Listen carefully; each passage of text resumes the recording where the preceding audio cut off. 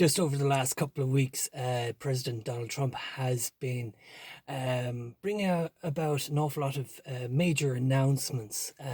Firstly, he's looking to have a ceasefire in the Ukraine, and also he's looking at bringing tariffs to Europe and to Ireland as well.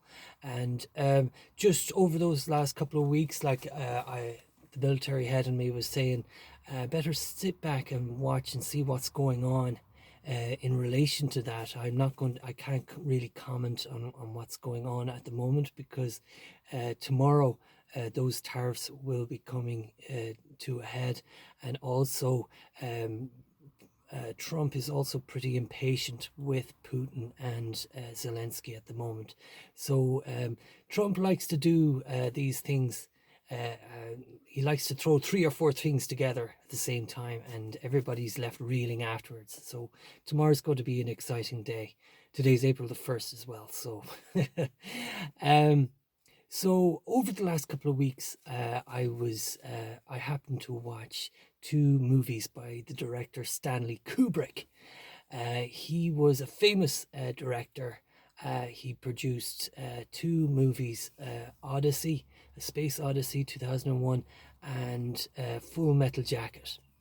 And when I watched both of those movies, the military head on me was looking at it and thinking, well, how's that relevant to what's going on in Ukraine and in the world of the military at the moment? And so here we go. Firstly, I want to talk about Space Odyssey 2001. It's about the evolution of man and their relationship with artificial intelligence as well. Bear in mind, this movie was out way back in the early 70s or 60s and 70s. And it was based on a book by an eminent scientist. His name was Arthur C. Clarke. He was instrumental in developing a satellite and sending it up into space. He was also renowned for his his looking forward into the future, and he quite accurately predicted things like the internet and artificial intelligence, and potentially even contact with extraterrestrials. And it was quite poignant, that particular film. And basically it starts off at the dawn of mankind. It's actually the day before mankind starts figuring things out. And what we're looking at was a bunch of monkeys living somewhere out in the Serengeti in Africa somewhere. And firstly, we see the different trials that the early humans had to face. One of them was attacked by a cheetah, and all they could do was just watch as their colleague was taken apart by that predator. Another time, we see a scene where the monkeys are out scraping around in the dust looking for something to eat, and all around them they're surrounded by a herd of pigs, and they just couldn't put 2 plus 2 together to figure it out. And thirdly, there was a meeting at a watering hole. They met a neighboring tribe, and all they could do was splash the water and scream at each other, and try to assert their dominance over the other group. And that was what happened before. The following day, this particular tribe of monkeys, they discover, or they come in contact with this strange rectangular object, a black object, and this alien artifact imbues them with the powers of reasoning. And after that encounter with the monolith, the monkeys start to figure things out. One particular monkey picks up a bone, the femur of his dead colleague, possibly an ancestor, and he realizes he can break things with it. And so, of course, he puts two and two together and he discovers that he can actually uh, take down a pig and take it for its meat. And there, um, from that point on, we know what goes on from there. But also, he was able to go to the watering hole, and he taught all his brothers to carry sticks. And of course, they assert their dominance over the neighboring tribe. And it wasn't said we didn't see it in the film, but it was mentioned in the book. They do take out their revenge on the cheetah that had attacked them the night previous. So, jump about 10,000 years into the future, and mankind are exploring. And mankind is on the moon. The Russians are on the moon. The Americans are on the moon. This is still in Cold War era type. So, although they're friendly to each other, there is this gap between them, and we see that where the Doctor Haywood Floyd, he's the head of astronautics in America, and he's on a moon base, a gateway orbiting the moon, and he's approached by a group of Russian people, and they try to pry out of him the information as to the mystery that's going on at a certain lunar base that's being run by the Americans. And through diplomatic ways, he's able to avoid answering their questions. And of course, we see that um, it kind of harks back to what happened with early man and the ability to try and assert dominance over the other tribes, as it was. Um, so the Americans go it alone, they act unilaterally, and they develop. Firstly, they discover another monolith on the moon. The monolith sends a signal up towards Jupiter, and the Americans decide to build a spaceship that'll take them to Jupiter and find out what's the mystery in Jupiter. So we flash to a scene where the Odyssey is halfway towards Jupiter, and we learn that it's comprised of a crew of about 5 people. 2 of them are awake and running the ship, and 3 of them are in deep hibernation. And the 2 colleagues that are conscious, they are aided by a super intelligent computer known as HAL 9000. And we learn in the movie that HAL 9000 is the ultimate computer. It is so smart, it's super intelligent. There are examples where, for example, HAL likes to play chess with one of the astronauts. And even though the astronaut knows that HAL can beat him hands down, he also knows that Hal is just willing to let him play the game of chess and just get as much enjoyment out of it rather than try to beat him. And of course, Hal is a very soft spoken, easy to talk to, and very he's persuasive, and he likes to lead the astronauts, and the astronauts are always trying to keep up with him. However, things start to change, and Hal announces to Frank and David that there's a defective unit on the main antenna on the ship. So I think it's Frank. Yeah, Frank goes out and he takes the unit out of the antenna and brings it into the ship, and they discover that there's no defect whatsoever to the unit, which is very unusual. So they report that back to Earth base, and Earth tells them that, yeah, it's very unusual that Hal would make a mistake. Of course, Hal tells them that it couldn't possibly be him. It couldn't possibly be Hal that made the mistake, and that 99.9% of the time it's down to human error. And the only solution to figuring out the mystery would be to put that unit back into the antenna and wait for it to wait for it to break, and then replace it. So immediately Frank and David are getting suspicious of Hal, and so as Frank is putting the unit back into the antenna, before he manages to install the unit back into the antenna, Hal remote controls a space pod to hit Frank and knock him spiraling off into space. After that, David decides that Hal is gone awry, and so he proceeds to shut down Hal.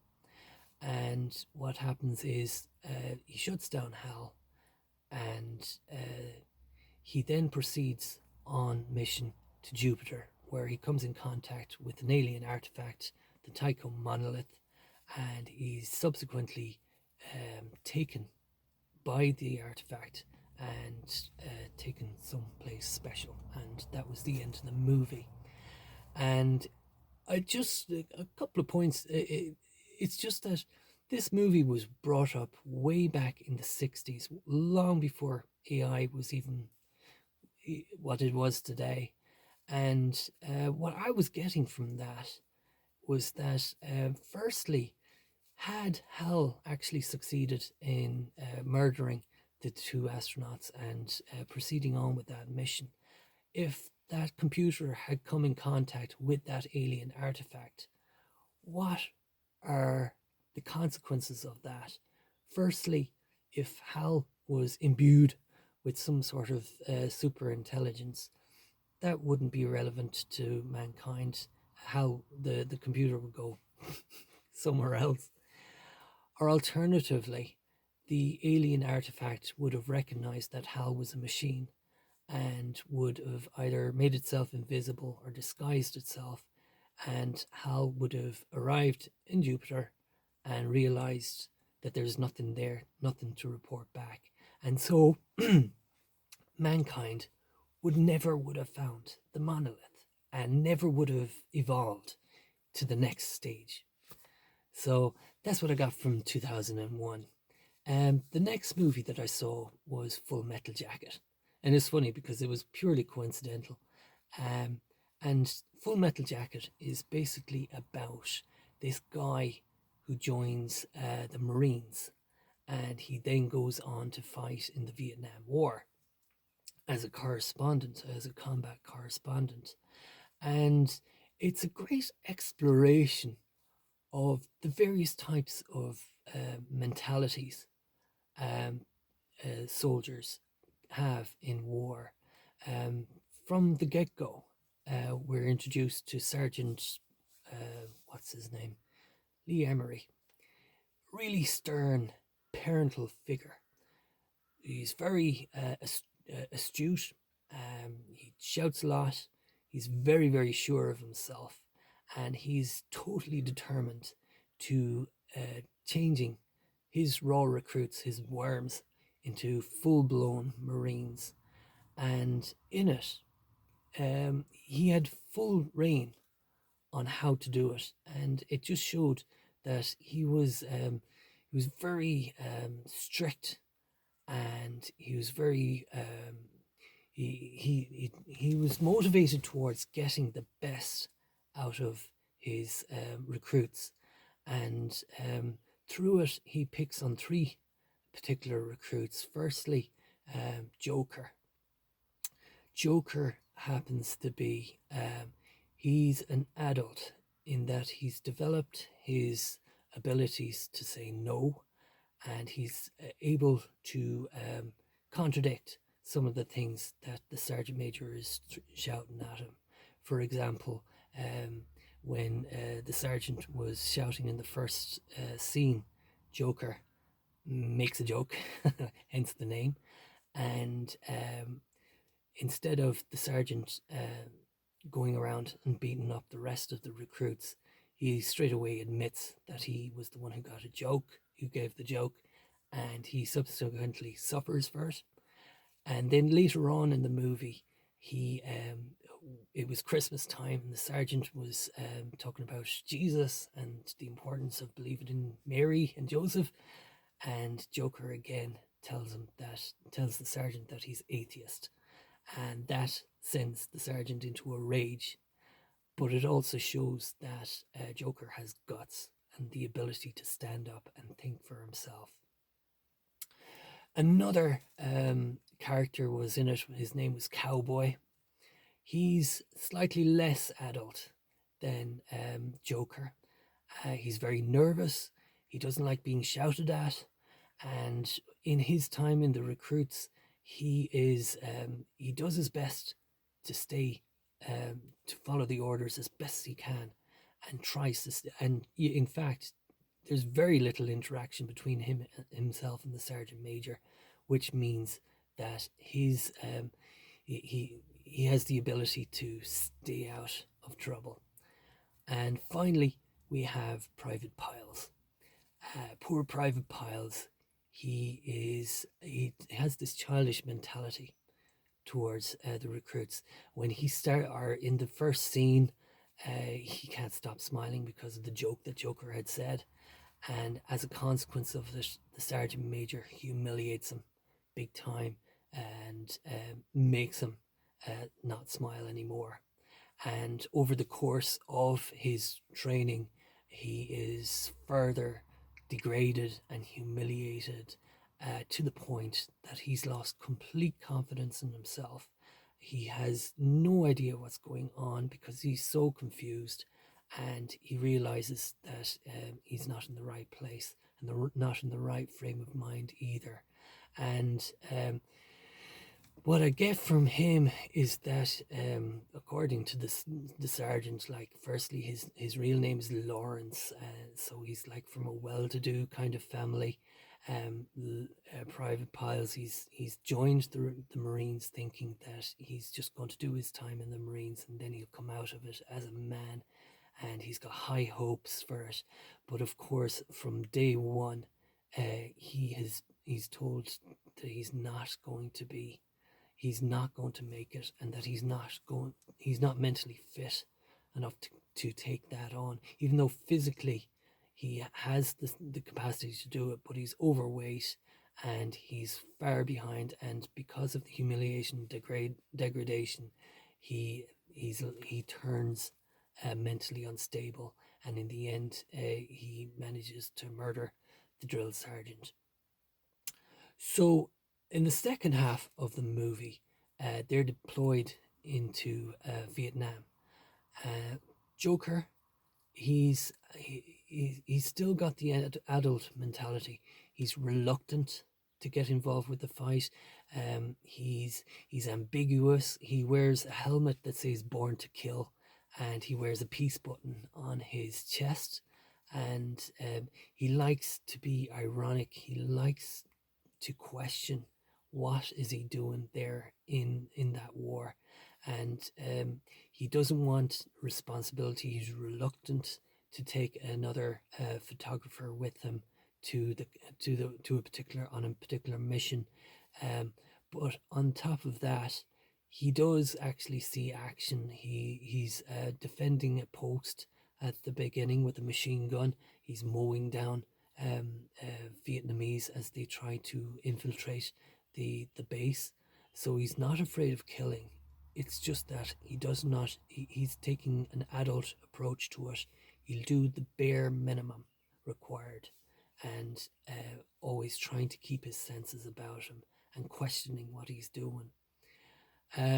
Secondly, Cowboy, who's a little less adult, is struggling. He's part of a team that's right at the forward edge of the battle. He's right there at the stress points, and as a result, he's coping in that he doesn't want to lead, but when he's required to, he will do it. And when he is in a position of leadership, he's very how would you say, he does not want to commit. For a start, he's not looking to advance into the position. He's looking to hang back and wait for the tanks to roll in, take out whatever enemy, so that he's able to progress with his squad. He's paranoid. He's afraid that any corner he's going to get a bullet, and in the end he does get shot. Um, but it just shows that he wasn't 100%. He wasn't gung ho enough to advance the battle. And even though Private Piles isn't there, we are introduced to a guy called Animal. Animal, physically, he looks the same size as Private Piles, but he's a lot more rugged looking. And I like to think that if Private Piles actually succeeded in infantry and managed to pull himself together, he would have become like Animal. However, he's very emotional.